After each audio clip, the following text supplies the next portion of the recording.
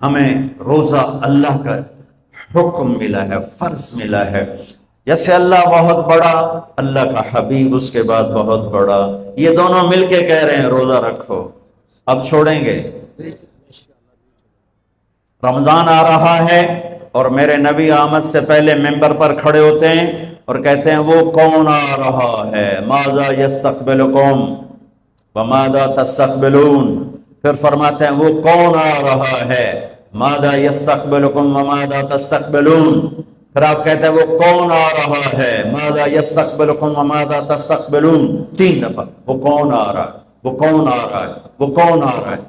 صحابہ ویکھن لگ گیا آیت ہے کوئی نہیں جی، کی فرما رہے ہیں، او آ رہے ہیں، او آ رہے ہیں، او آ رہے ہیں۔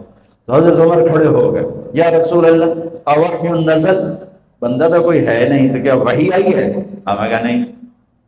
تو کیا کوئی دشمن آ رہا ہے جو آپ نے دور سے دیکھ لیا ہے اور ہم اس کی تیاری کریں؟ ہم نے کہا نہیں۔ تو پھر کون آ رہا ہے؟ ہم نے کہا رمضان آ رہا ہے، رمضان آ رہا ہے۔ فرض 70 فرضوں کے برابر، نفل فرض کے برابر، تراویح کے ہر سجدے پر 1500 نیکی، ہر سجدے پر 1500 نیکی، تراویح کے ہر سجدے پر جنت میں خوبصورت گھر جس کے 60,000 سونے چاندی کے دروازے، تراویح کے ہر سجدے پر جنت میں ایک درخت سونے چاندی کا جس کے نیچے 100 سال عربی گھوڑا دوڑ سکتا ہے۔ یہ میرے رب کا کرم، فضل، انعام۔ شیطان قید کر دو، ہو گئے۔ جنت کے دروازے کھول دو، کھل گئے۔ جہنم کے بند کر دو، بند ہو گئے۔ اے مچھلیوں، اے چونٹیوں، اے پرندوں، اے پروانوں، اے سانپ بچھو، تم بھی روزے داروں کے لیے دعا شروع کر دو۔ کر دی۔ سمندر کی مچھلیاں، زمین کی چیونٹیاں روزہ رکھنے والوں کے لیے دعا۔ اور افطاری کے وقت دسترخوان بچھا ہوا ہے، کھانا سامنے ہے، کھا نہیں رہا، ہاتھ اٹھا کے دعا مانگ رہا ہے۔ میرا اللہ کہتا ہے انہوں کڑی شہ روکی بیٹی، کھاندا کیوں نہیں، اے پیندا کیوں نہیں؟ دسو نا فرشتے ہو، دسو نا یہ کیوں نہیں کھاندا، یہ کیوں نہیں پیندا؟ کہ مولا تیری خاطر، کہ بس ٹھیک ہے پھر میری تسبیح چھڑ دیو تو میرے روزے داراں دی دعا تے آمین شروع کر دو۔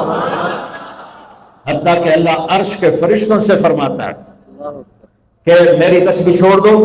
اور اس وقت جو افطار پر دسترخوان سجے ہوئے ہیں اور لوگ کھانے سامنے رکھ کے بیٹھے ہوئے ہیں کہ اللہ کا امر آئے گا۔ میرے نبی بھی ایسے ہی فرماتے تھے۔ میرے نبی نے 9 رمضان دیکھے، 9 رمضان میرے نبی نے دیکھے۔ ان میں 2 30 کے تھے، 2 رمضان 30 کے اور 7 29 کے۔ اور آپ بھی کھجور سامنے رکھ کے بیٹھے ہوتے تھے اور ایک آدمی اوپر کھڑا ہوتا تھا اور وہ سورج کو ڈوبتا دیکھ رہا ہوتا تھا۔ جو ہی سورج ڈوبتا وہ کہتا یا رسول اللہ غربت، ڈوبا، آپ فوراً کھجور منہ میں رکھتے تھے۔ آپ سحری بالکل آخر میں کرتے تھے اور افطاری فوراً کرتے تھے تاکہ امت پہ بھوک کا ٹائم تھوڑے سے تھوڑا ہو۔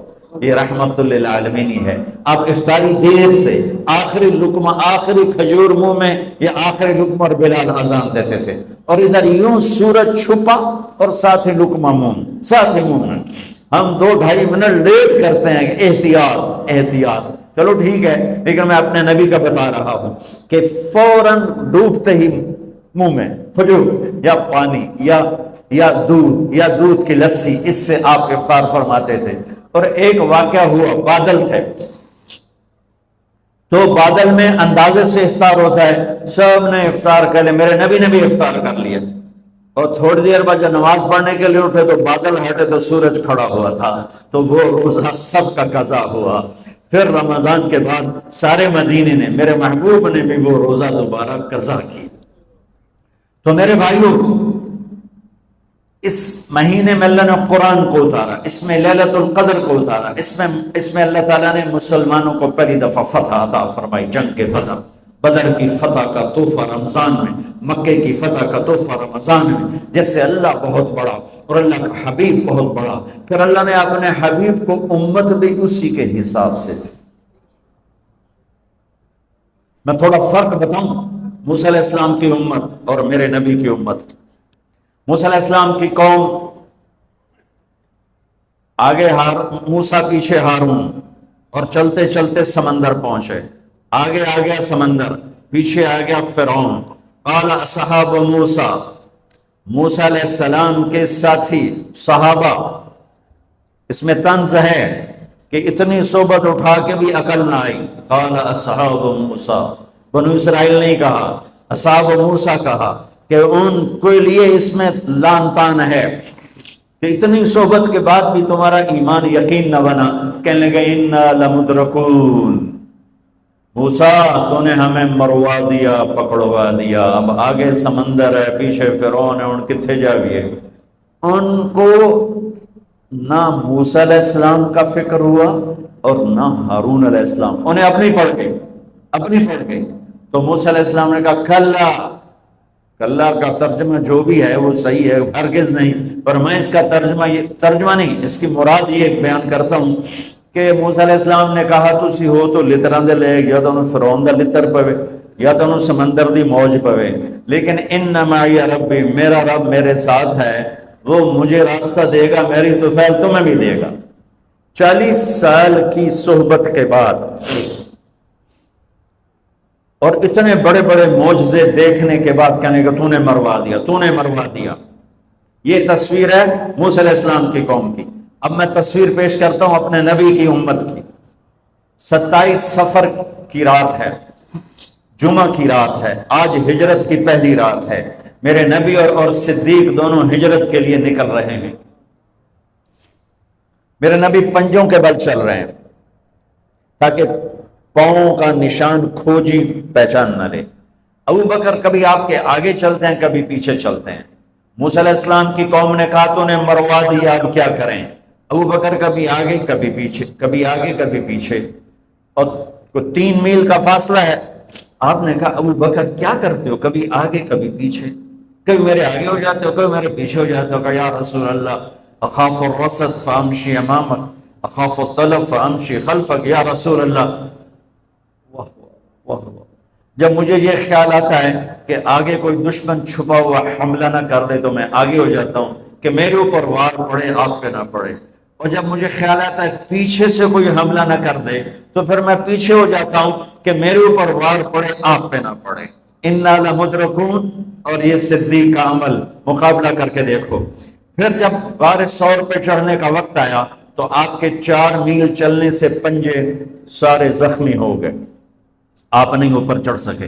ابو بکر نے آپ کو کمر پہ بٹھایا اور پورا پہاڑ اوپر لے کر گیا، پورا غار کے دروازے پر جا کر آپ کو باہر کھڑا کر دیا. رسول اندر نہیں آئیں گے. آپ اندر گئے، اندھیرا تھا، ٹٹول کے سارے غار کے سوراخ پتھروں سے بند کیے، سوراخ باقی رہ گئے. پگڑی اتاری اور پھاڑ کے سوراخ بند کیے.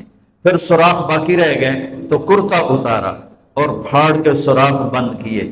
سارے سوراخ بند کر کے ایک باقی تھا جس میں سانپ تھا، اس میں اپنی ایڑی ڈال دی. یہ جو سانپ ڈس رہا تھا، اس میں علماء نے ایک بات عجب فرمائی ہے کہ وہ اپنے سانپ ہونے کی فطرت سے نہیں ڈس رہا تھا، وہ احتجاج کر رہا تھا ایڑی ہٹا، میں بھی دربار نبوت کا دیدار کرنا چاہتا. وہ سانپ اس لیے زور لگا رہا تھا کہ مجھے بھی تو دیکھنے دے صدیق، تو ہمیشہ دیکھتا، آج مجھے دیکھنے، آج میرے بھاگ جاگ اٹھے. یہ علماء نے یہ بات لکھی، میں اپنی طرف سے نہیں کہہ رہا ہوں. جب سارے سوراخ بند اور سام والے سوراخ پہ ایڑی، یا رسول اللہ آئیے. آپ اندر آ گئے. اندھیرا گھپ ہے، کچھ پتہ نہیں چلا. تھوڑی سی جب روشنی ہوئی صبح کی تو میرے نبی نے دیکھا صدیق کا نہ پگڑی اور نہ کرتا. تو آپ نے فرمایا ابو بکر اچھا بھلا تو تھا، وہ کرتا کہاں گیا، تیری پگڑی کہاں گئی؟ تو انہوں نے دکھا یا رسول اللہ یہ آپ سوراخ دیکھ رہے ہیں، مجھے ڈر لگا کوئی ان میں کوئی چیز ایسی تکلیف دینا ہو، تو میں نے کرتا پگڑی پھاڑ کے یہ سارے سوراخ بند کیے. تو میرے نبی چھلک پڑے، ایک دم روئے اور ہاتھ اٹھے، اللہ میں ابو بکر سے راضی ہوں، تو بھی اس سے راضی ہو جا، اور یا اللہ اسے جنت میں میرا ساتھی بنا دے. اسی وقت جبریل اترے، یا رسول اللہ ابشر، یا رسول اللہ خوشخبری ہو، اللہ آپ کے ابو بکر سے راضی ہو گئے اور جنت میں آپ کا ساتھی بنا دیا. اللہ نے امت دی. وہ امت کہہ رہی ہے تو نے مروا دیا، اب ہمیں بتا، تو ڈوب یا بچا، ہمیں بتا ہم کیا کریں. اور یہ امت کہہ رہی ہے آگے سے وار ہو تو میں برداشت کروں، پیچھے سے وار ہو تو میں برداشت کروں. بنو اسرائیل نے سمندر کو پھٹتے دیکھا، اور 4 قدم چلے ہیں تو مروا علی قوم یعقفون اسلام لہم، کیا دیکھا کہ کچھ لوگ بتوں کی پوجا کر رہے ہیں، بتوں کی پوجا کر رہے ہیں۔ تو 40 سال کی صحبت اور فرعون کا ڈوبنا، سمندر کا پھٹنا دیکھنے کے بعد کہنے کہ موسیٰ اجعل لنا الہا کما لہم آلہہ، موسیٰ ہمیں بھی ایک خدا ایسا لے کے دو جیسے ان کا پتھر کا خدا کا پھٹے منہ توڑا۔ اور تو اتنے معجزے دیکھ کر بھی تم پتھر کے بت مانگتے ہو، انکم قوم تجہلون۔ یہ بنی اسرائیل کی مثال قرآن دے رہا ہے۔ میں اپنے نبی کی امت بتاتا ہوں، 2 نبی ہیں، ایک آگے ایک بھی، موسیٰ آگے ہارون پیچھے۔ اب مثال دے رہا ہوں کہ 2 نبیوں کی صحبت میں، اور تھوڑی سی قوم ہے، تھوڑی سی قوم ہے، 6 لاکھ مبالغے کا عدد ہے، تھوڑے تھے، 6 لاکھ نہیں تھے، کم تھے۔ اور وہ اتنی لمبی صحبت کے بعد کہہ رہے ہیں ایک پتھر کا خدا لے کر دو۔ میرے نبی دنیا سے چلے گئے، میرے نبی دنیا سے چلے گئے، صدیق موجود نہیں تھے، حوالی میں تھے۔ پتہ چلا انتقال ہو گیا ہے، گھوڑے پر ہوا کی طرح اڑتے ہوئے آئے اور چھلانگ لگائی، اندر گئے، آپ کے چہرے سے کپڑا ہٹایا، آپ کا ماتھا چوما، گرم گرم آنسو آپ کے ماتھے پر گرے۔ واہ خلیلہ، واہ صفیہ، واہ نبیہ، اے میرا نبی، اے میرا خلیل، اے میرے جگر کا ٹکڑا، آج مجھ سے جدا ہو گیا۔ پھر کہا یا رسول اللہ جائیے آرام کیجئے، آپ نے بڑے دکھ اٹھائے ہیں، آج کے بعد اللہ آپ پر کوئی دکھ نہیں لائے گا۔ اس کے بعد آپ مسجد میں آئے، مسجد بھری ہوئی تھی، نبی دنیا سے جا چکے ہیں، وہاں دونوں نبی موجود ہیں، کہہ رہے ہیں پتھر کا بت لے کے دو۔ یہاں نبی جا چکے ہیں، عمر تلوار نکال کے کھڑے ہیں، جو کہے گا فوت ہو کے میں قتل کر دوں گا، وہ فوت نہیں ہوئے، وہ اللہ کے پاس گئے ہیں، جیسے موسیٰ گئے تھے اللہ کے پاس اور واپس آئے تھے، میرے نبی بھی واپس آئیں گے، ساری دنیا کے باطل سے مقابلہ کریں گے، لہٰذا کوئی نہ کہے فوت ہو گئے۔ ابوبکر منبر پر آئے، کھڑے ہوئے، کہا عمر بیٹھ جا، تو عمر کہتے ہیں نہیں بیٹھتا، وہ تو پورے ہوش میں نہیں تھے، نہیں بیٹھتا، تو وہ خاموش ہو گئے اور منبر پر آئے اور سنو صدیق کا خطبہ، یا ایھا الناس من کان یعبد محمدا فإن محمدا قد مات ومن کان یعبد اللہ فإن اللہ حی لا یموت۔ لوگوں جو محمد کی پوجا کرتے تھے تو ان کا خدا مر گیا، جو محمد کی پوجا کرتے تھے تو آج اللہ نے ان کو موت دے دی۔ وَمَنْ كَانَ يَعْبُدُ اللَّهَ، اور جو اللہ کی پوجا کرتے تھے ان کا اللہ زندہ ہے، موت سے پاک۔